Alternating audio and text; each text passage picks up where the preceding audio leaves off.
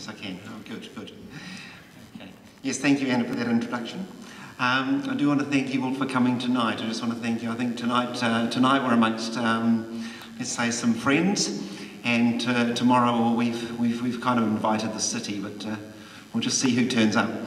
I just want to comment on the stage. I think it looks pretty fantastic, doesn't it? I'd like to say thank you to Keiko and her team who did the ikebana and the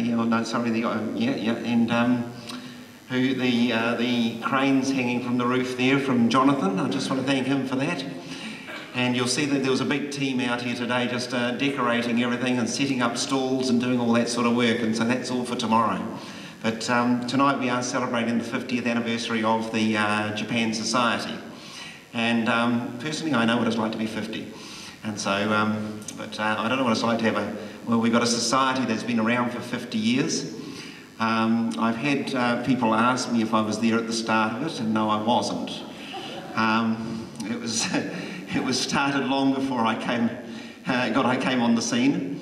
And tonight we are honouring some people who were around back in the 1970s, 80s, and early 1990s.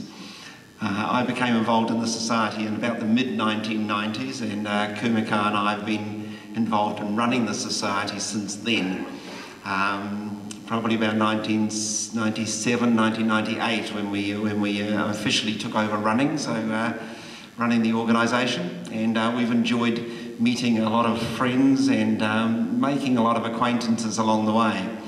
Some have come and gone, and others have stuck around and been fully involved in this sort of event and the other activities we run.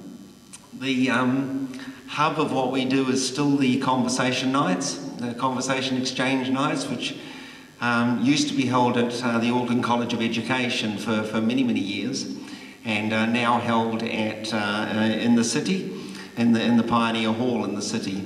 For a while there, the numbers were dwindling, and we were a bit concerned about that, and I think it was partly to do with working holiday people and students coming and trying to make it along to those activities. And we moved it into the city, and we found that the numbers have just grown considerably since then, and we're getting anywhere between 70 and 100 people along twice a month to those activities. You'll see Hiramai Taiko. We're very proud of Hiramai Taiko as a part of the Japan Society. They are a pretty exceptional group, and they put a lot of effort into what they do, and they've played down in Dunedin and Wellington and other parts of the country, as well as community events around here. So we're very proud of what they do. And we run social activities and different things as well. So there's a lot of activity going on with what we're doing. And I guess I'll mention Miho. She's around here somewhere. She looks after those social activities. We run Japanese classes, and Michio, I think she's around here somewhere. You'll find Michio Mori. She looks after that, and she works pretty hard on keeping that going. Kumi, she's somewhere hiding away somewhere, is she? She's the one who keeps a lot of this going, and this particular event, she's the one who looks after a lot of the coordinating for that, so I want to thank her.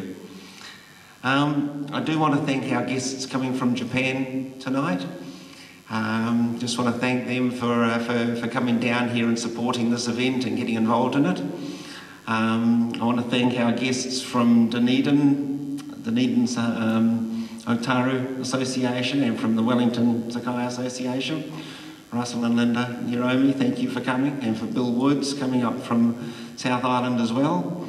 And also I must thank our co-host, Consul General Ishida. Thank you for you and your staff getting behind this event as well. Thank you very much for your hard work.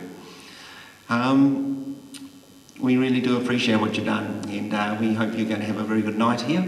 So yeah, enjoy the night. Tomorrow we've got a bigger party. Thank you.